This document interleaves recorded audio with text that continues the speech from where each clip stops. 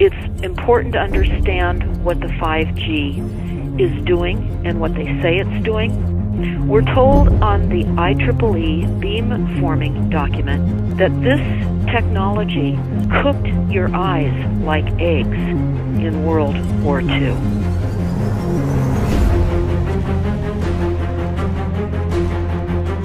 And you all need to understand these are military weapons.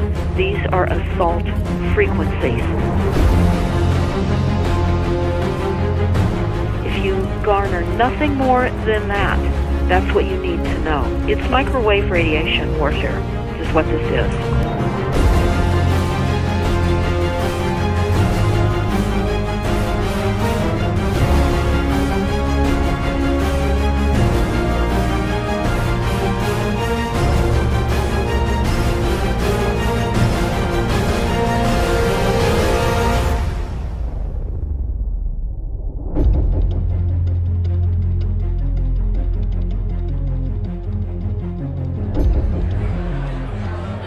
Ladies and gentlemen, please join me in welcoming to the National Press Club Federal Communications Commission Chairman Tom Wheeler. It's an honor to be here at the National Press Club. The first generation wireless, 1G, was voice. The second generation, 2G, allowed both talk and text. Third generation, 3G, the internet, in a limited way. And today's technology, 4G, completed that digital migration. But if anyone tells you that they know the details of what 5G is going to become, run the other way. This video is brought to you by the number 5 and the letter G. And pretty soon, everything else will be too. I have to tell people 5G is a killer. I'm Mark Steele. Anybody who hasn't heard me, I'm a weapons systems head-up display expert. I'm one of the leading experts in the world. I've actually brought cover in relation to this, and the reason I became an expert was to invent them. What I'm going to say to you today, do not believe a single word I say. Not one. I want you to do your own research. You'll find it's absolutely terrifying. You got your body card? Aye. Oh, good lad. Right, because I can talk to that. This 5G roll-up is a weapon system. I've got a letter and was sent to the government because I know about weapon systems more than anything other. In Britain, in a place in the north of England called Gateshead, a scientist there called Mark Steele has been very publicly and actively warning people about the effects of LED streetlights, which he says in Gateshead are emitting now 5G.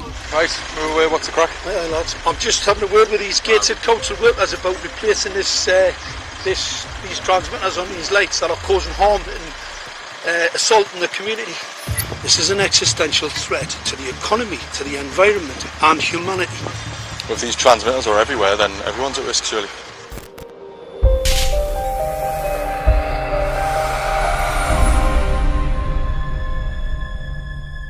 There's a lot of confusion about what 5G is. The G stands for generation. So you started off with the first transmitter system. Back in the 1980s. In the 80s, yeah. So you had 1G, then you had 2G. And as the generations moved on, you started to see more complex signal systems, cleverer pieces of antenna designs, etc., etc. So the whole thing became more data, quicker downloads, etc., etc. However, 5G is something completely different. Alright, let's get a breakdown. Let's tell the people what this really is. This is the 5G transmission device. Blinking heck, that's a hell of a beast, that, isn't it?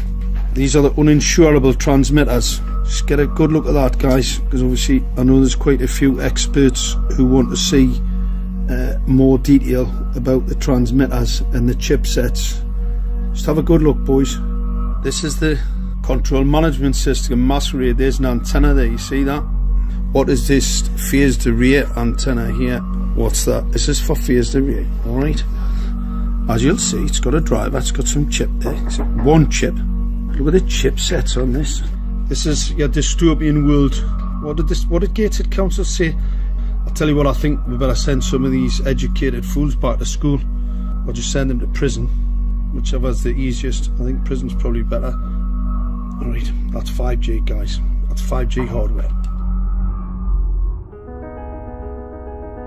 You must consider the whole part played by electricity in nature. Human beings cannot go on developing in the same way in an atmosphere permeated on all sides by electric currents and radiations. It has an influence on the whole development of man. This life of men in the midst of electricity, notably radiant electricity, will presently affect them in such a way that they will no longer be able to understand the news which they receive so rapidly. The effect is to damp down their intelligence. Such effects are already seen today. Even today, you can notice how people understand the things that come to them with far greater difficulty than they did a few decades ago.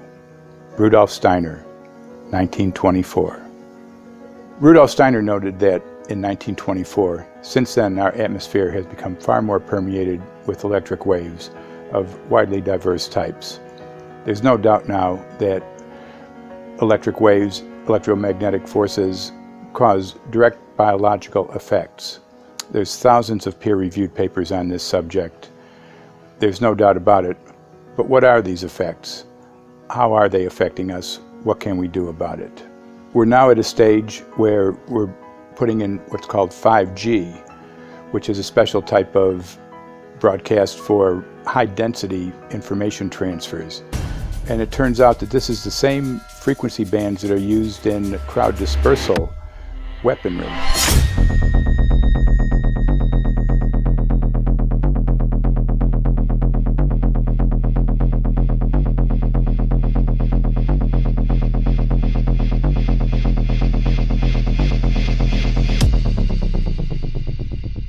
.5G, first and foremost, is densification. So it's significantly more transmitters in close proximity to a human, and it is also a sophisticated, illegal, unlawful transmitter. What I mean by that is it is a high gain dielectric lens antenna, and what that allows 5G transmitters to do is to 3D map its environment in your home. The 868 megahertz frequency is specific for battlefield interrogation systems, so sub-gigahertz. It allows the signal to travel through concrete brickwork with ease, and it can actually data gather. It is a target acquiring system. Phased array is basically radar off the battlefield. It is extremely good at identifying targets and being able to lock onto targets. And not only that, it can specifically target you as an individual. So any judge sitting on an interesting case, let's say, any lawyer, any barrister, anybody doing any work that is potentially controversial, your life could be at threat. So the antenna design that you currently have on top of these LED streetlights, masquerading as a control management system, is basically battlefield interrogation equipment. The first phased array unit was actually called Mammoth, used by the Germans during the Second World War to identify Allied aircraft. Obviously things have moved on significantly since then.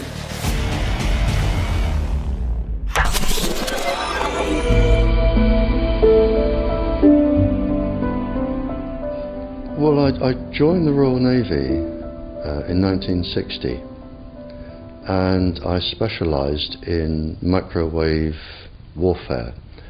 Radar, obviously, which uses microwave, but they don't just teach you radar, they teach you all about microwaves and other uses.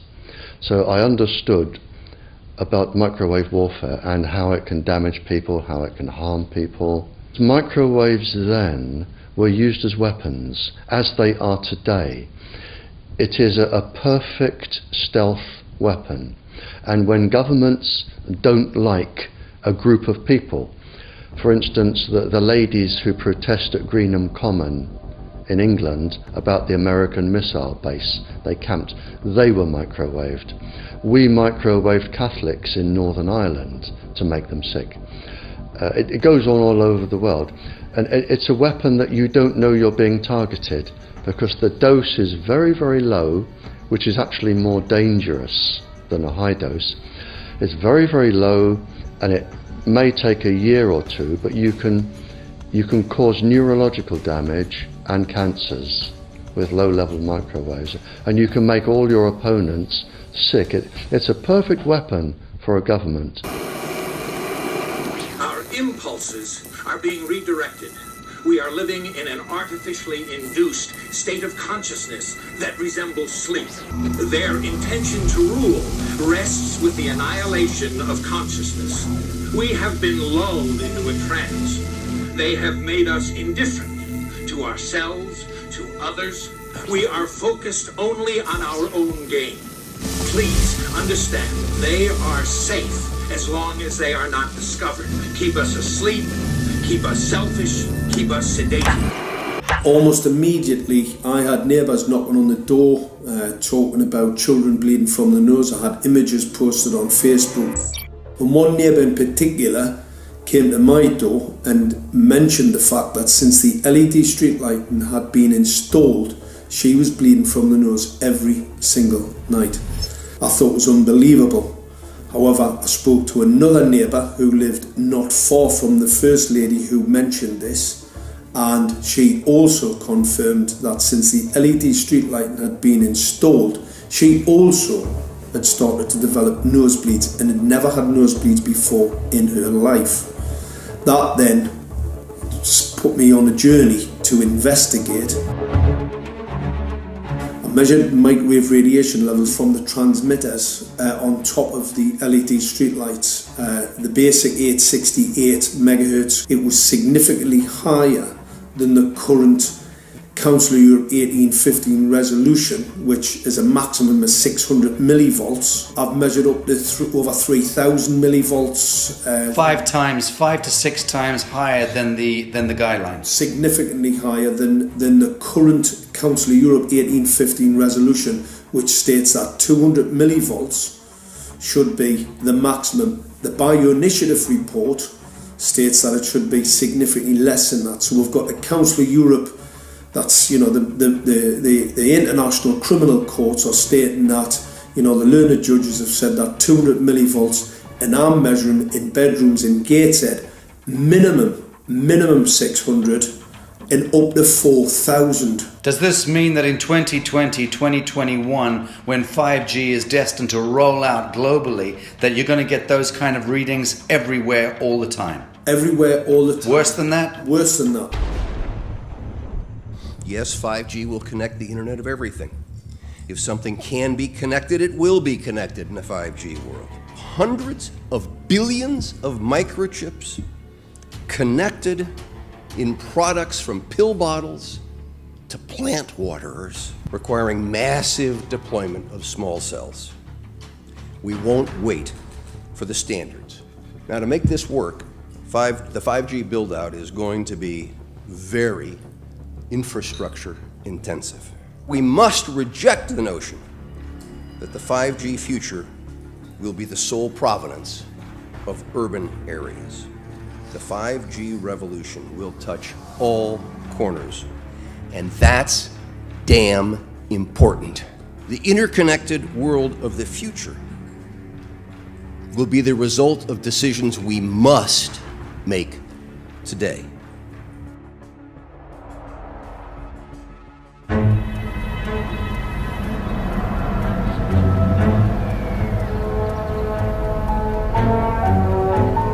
The main issue before us today is Senate Bill 637 and Senate Bill 894, the former by Senator Hune, the latter by Senator Knopf. We're going to invite the first 4 witnesses in support of the legislation, and that would be John Jones with Sprint, David Lewis and Andy Emerson with AT&T, Neil Krevda with Verizon, and Frank Iacovetti Jr. with T-Mobile. So be straight with me. Is it true? It could be. No, well, very few cases. There was an unfortunate incident out in Iowa. Look, gentlemen, practice these words in front of the mirror. Although we are constantly exploring the subject, currently, there is no direct evidence that links cell phone usage to brain cancer.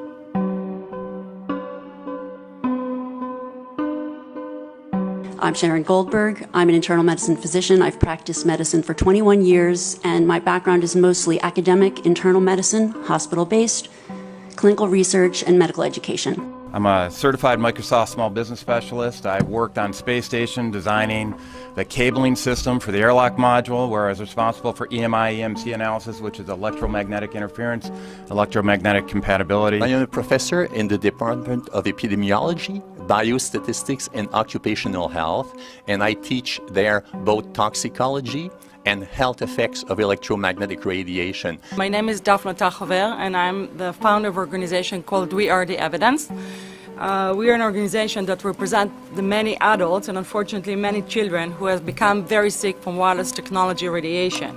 There seems to be a couple false Easter eggs being put out there right now. I want to make sure we dispel that right off the gate. The effects of wireless on health scientifically are very, very clear. So it's always pushed back to the definition of an acceptable level of radiation. And that's what this is, by the way. This is about radiation. Wireless radiation has biological effects, period. My name is Dr. Angie Kolbeck. I've been reviewing the studies showing the impacts of wireless radiation on our health, and there are now thousands of studies showing the following adverse health impacts to wireless radiation: cancer, oxidative damage, DNA damage, DNA failure. Things like memory, dizziness, anxiety, brain fog. Headaches, nosebleeds, cognitive problem, exhaustion. We have evidence of DNA damage, cardiomyopathy, which is the precursor of congestive heart failure. Short and long-term memory loss, decreased attention spans, lower reaction times, even involuntary contractions of muscles causing misalignments of spines and jaws. Breast cancer. We suddenly have breast cancer in women who have no DNA predisposition. Disrupted immune function and change in stress proteins, reproductive and fertility effects. There are dozens and dozens of studies that show beyond any doubt what this radiation is doing to our sperm. Now, if you take the cell phone out of your pocket, the sperm will recuperate within 3 to 4 months. What would not recuperate would be the damage to the DNA of the sperm. That is irreparable. The wife of the ex-governor of Indiana was diagnosed with glioblastoma.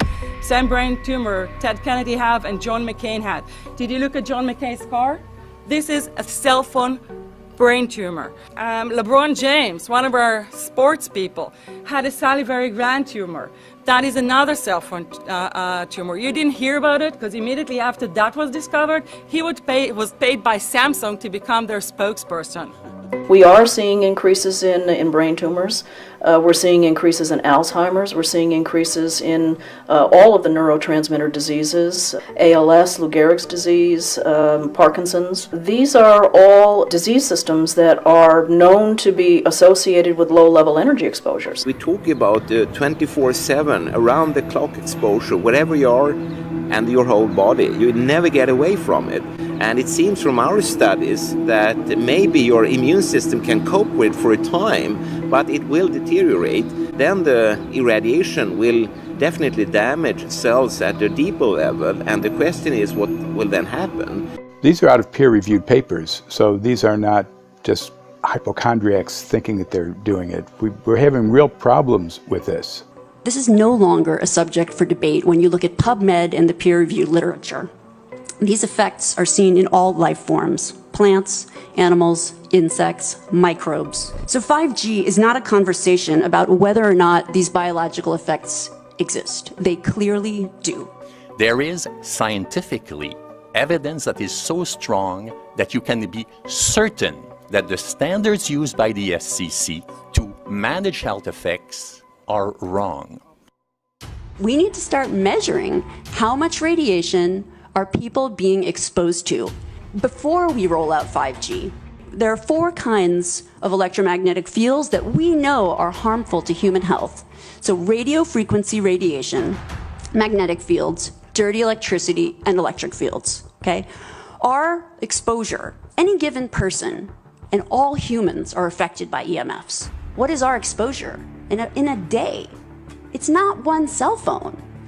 It's cell phones, it's multiple wireless networks, it's smart meters, it's cell towers. It's this sandwich, and it all adds up. The data we're going to look at are all published science, testing results, or public standards. At the bottom end of the radiation scale of what's called power density, or signal strength, is the minimum level at which cell phones will work, which was found to be 0.2 billionths of a microwatt per centimeter squared. Pine needles were found to age prematurely at 0.000027. At short-term exposures of 0.05, children aged 8 to 17 experienced headache, irritation, concentration difficulties, and behavioral problems. 0.1 is the biobiology or building biology guideline for extreme concern. 1.0 produced sperm DNA fragmentation and a decrease in sperm viability in vitro. Also at 1.0, the science shows the following bodily effects can occur: headaches, dizziness, fatigue, insomnia, chest pain, difficulty breathing, and indigestion. 2.5 saw altered calcium metabolism in heart muscle cells. 4.0, changes in the hippocampus affecting brain memory and learning. And at 6.0, DNA damage in cells. So, where are smart meters on this list? Electrical Power Institute in December 2010 measured a single Itron smart meter with pulses up to 7.93 microwatts per centimeter squared. Our own testing indicated approximately 8.0 with 1 meter. These tests are at a close distance, approximately 1 foot away from the meter, but an infant's crib could be just as close on the other side of the wall where the meter or bank of meters are installed. Even though there are all these known health effects at levels far lower, Switzerland, Liechtenstein, and Luxembourg see fit to set the standard at 9.5. And China, Poland, and Russia, 10.0. This is the same level at which behavior has been altered, producing reflexes of avoidance following 30-minute exposures. A room of 12 smart meters, very common and even a conservative number in an apartment building, tested at 19.8 microwatts per centimeter squared. This is hundreds of times higher than levels which clearly indicate harmful effects. So, how can utilities and governments get away with forcing these devices on everyone? This is how. In Canada and the US and several other civilized countries, the safety limit is set at 600 to 1,000 microwatts per centimeter squared. This so-called safety limit is literally tens of thousands of times higher than levels which are known to damage health according to peer-reviewed published science.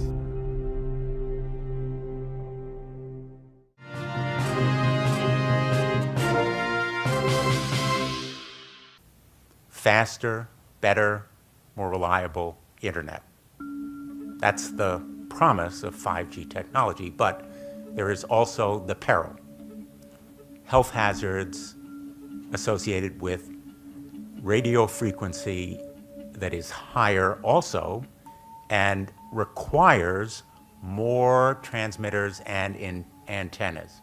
And the stark, simple fact is the health hazards are unknown and unstudied. And that is a sign of neglect and disregard on the part of the Federal Communications Commission that seems unacceptable. There have been no answers so far. The FCC basically has said everything's fine, but in order to reach a conclusion about the health and safety of this new technology, we need facts. Mr. Chairman, thank you for having this hearing. 5G, as you well know, also uses higher frequency waves that don't travel as far and will rely on a network of hundreds of thousands, potentially millions of small cell sites. And the question then is, are there any health implications, any public safety implications to those additional sites that are likely to be located close to homes, schools, workplaces, and closer to the ground, correct? Correct, Senator. Yes. So my question for you, particularly Mr. Gillen and Mr. Perry, how much money has the industry committed to supporting additional independent research? I stress independent research. Is that independent research ongoing? Has any been completed? Where can consumers look for it? And we're talking about research on the biological effects of this new technology. Thank you, Senator. I think, thank you for your focus on the issue. Safety is paramount, and as you alluded to, we rely on the expert agencies, we rely on the findings of the FDA and others as to the requirements to keep all of us safe. There are no industry-backed studies, to my knowledge right now. Happy to visit with you as to what opportunities you think there needs to be more studies, and we're always for more science. We also rely on what the scientists tell us. So essentially, the answer to my question, how much money? Zero. I can certainly follow up with you, Senator. To my knowledge, there's no active studies being backed by industry today. Anybody else know of industry commitments to back research, fund it, support it, to ascertain scientifically the health effect? No, I'm not aware of any. So there really is no research ongoing. We're kind of flying blind here, so far as health and safety is concerned. Thank you, Mr. Chairman.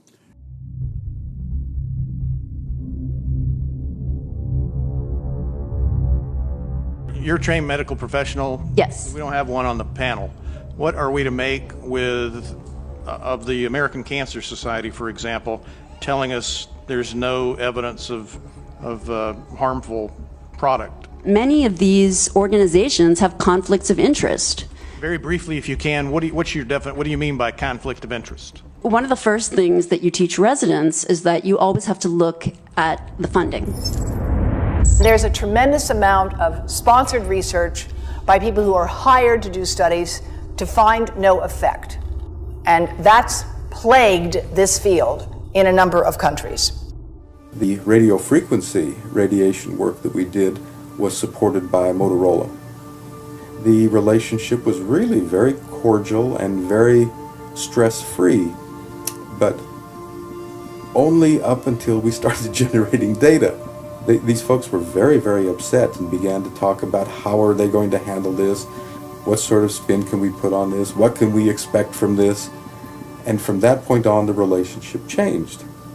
What we saw was that Motorola began to exert more and more control over the work, telling us what to do, telling us how to write abstracts, what to say in the abstracts, what to say in the papers, how to do the work. No, don't do this. Yes, do it this way. This was unacceptable. I had completed our study of DNA damage, and I submitted the final report to Motorola. They simply weren't willing to accept my interpretation of my study, my evaluation of my study, my knowledge of science at that point, and tried to urge me not to publish the study. Did you hear about people coming to you as far as having complaints about illness? We were made aware of health complaints following installation of smart meters, and we wanted to verify this using our field work. So I measured the field of about 30 different people while they stood 1 foot in front of the smart meter, and in every single case, the human energy field was obliterated as they stood in front of the smart meter. So in our first slides, what we see is normal cells, and the structure of the cells is intact and sound. This is what we would expect from a normal sample. So after 2 minutes of exposure in front of the smart meter at about 1 foot away, we see a totally different story. Sample 1, you can see a lot of degradation in the cells. The cell walls have been broken, and you see changes in the cells which are called mycoplasma. It shows a mutation to the cell. In the second sample, we see a different type of degradation to the cell membranes. You can see a corrugation here. This is called bottle cap formation, and it's known that this occurs due to oxidation or exposure to free radicals. So this third subject, when we did her sample, she had to be pulled away from the meter after 45 seconds because she complained about an increasingly severe headache. And here you see a phenomenon called rouleau, where the red blood cells are stacking up, which makes it very difficult for the blood to deliver oxygen to the tissues as they would be their normal function. Every single one of these is a degradation. Every single one of these shows a trauma to the blood cells, and that came from something, and the only variable was the smart meter. The good news in all this is the patient and the blood can return to normal once they have been removed from the influences of these stressors.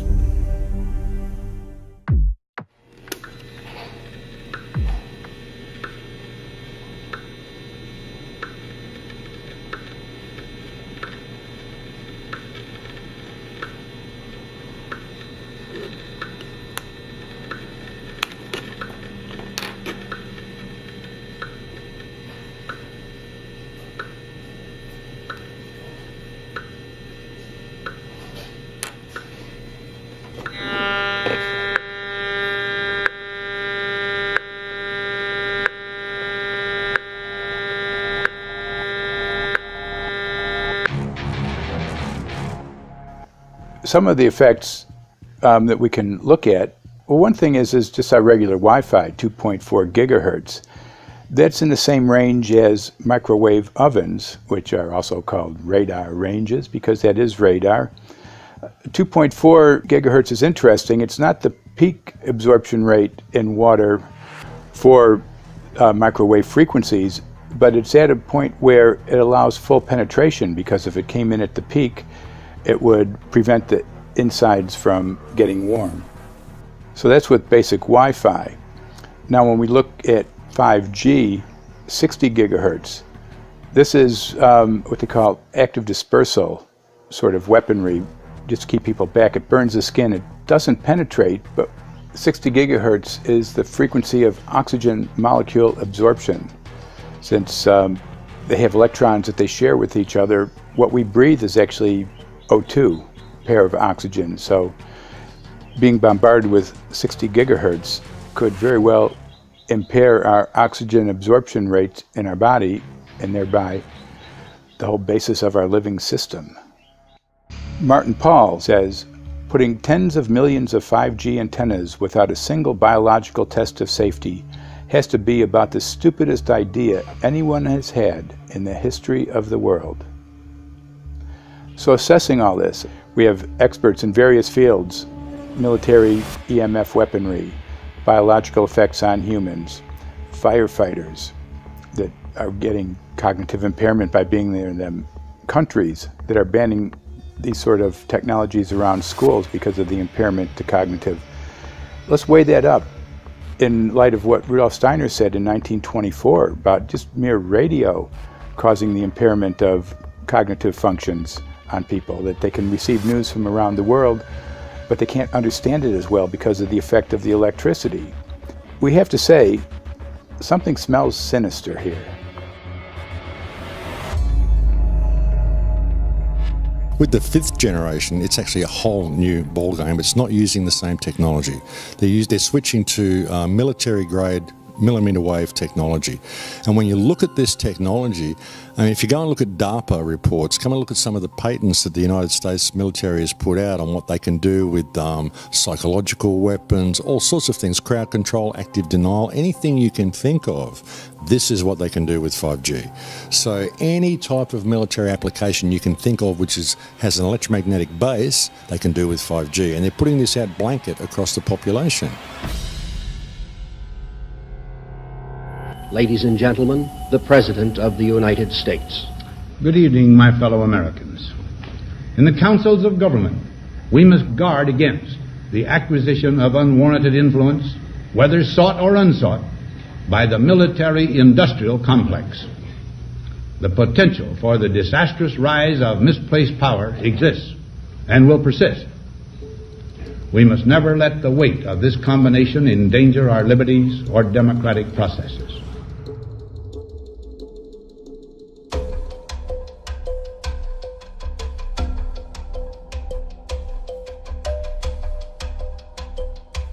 The FCC is a capture agency. They probably conducted what I believe to be the biggest fraud on the public ever conducted. The FCC has been described by Harvard University's Center for Ethics writer Norman Alster as the most captured agency in D.C., acting more as an industry cheerleader than a regulator. This is especially true today with 5G, where there are serious safety concerns and potentially misleading information coming from the FCC. For example, the previous chairman of the FCC is Tom Wheeler. He was the head of the Wireless Lobby Association for 14 years. Now remember, Obama told us there would be no lobbyists in his administration, so he took the biggest lobby and put him as a head of the FCC. And that's damn important.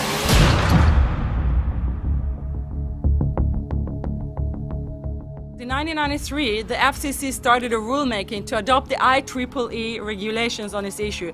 IEEE is an engineer association. Why is it that we adopt regulation of engineers who maybe know how to measure this radiation when it's passing a wall, but not when it's passing a body? All our health agencies objected it, saying that it makes no sense to adopt engineer association, that they had not even one biomedical person on their team. They are effectively indemnified against adverse health impact lawsuits when the acceptable limits are higher than the limits actually shown to show harmful health effects. The FCC guidelines were developed for short-term exposures, 6 minutes, 30 minutes, depending on it's a phone or an outdoor exposure. And they have absolutely no connection to the biological effects that have been very clearly summarized in the Bio Initiative. So as you can see, there's a number of individuals in this room today that have serious concerns about this as regards to their health. If one of your companies decides to put one of these small cells up at a pole that's within, say, 50 feet of one of their houses, what recourse do they have to say, is there a way to move it somewhere else? There's language in the bill so that the authority can require the applicant to come forth with certification of compliance with the FCC's rules related to radio frequency emission. Remember that denial of request or denial permit request that you can put in? It's going to point back to the acceptable levels as determined by the FCC, not the EPA or not the CDC, the ones who usually take care of health concerns, but by the FCC, which is staffed by former members of the telecommunication industry. That's the fox guarding the hen house.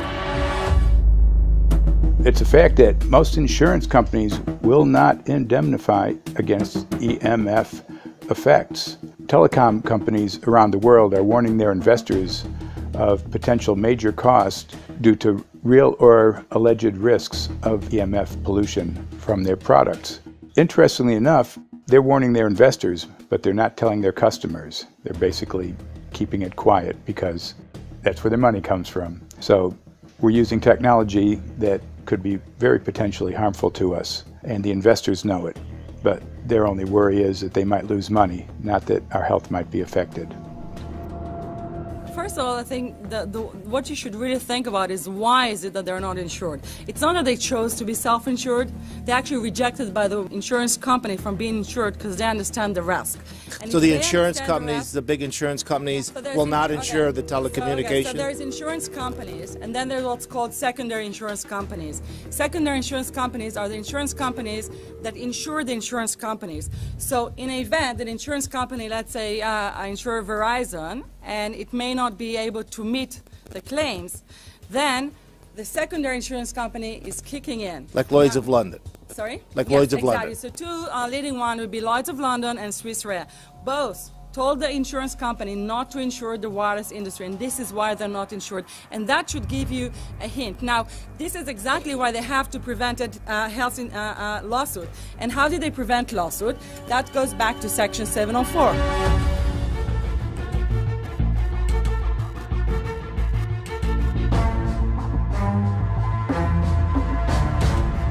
Section 704 was passed in 1996. This is how our rights in regards to health were taken away by the wireless industry.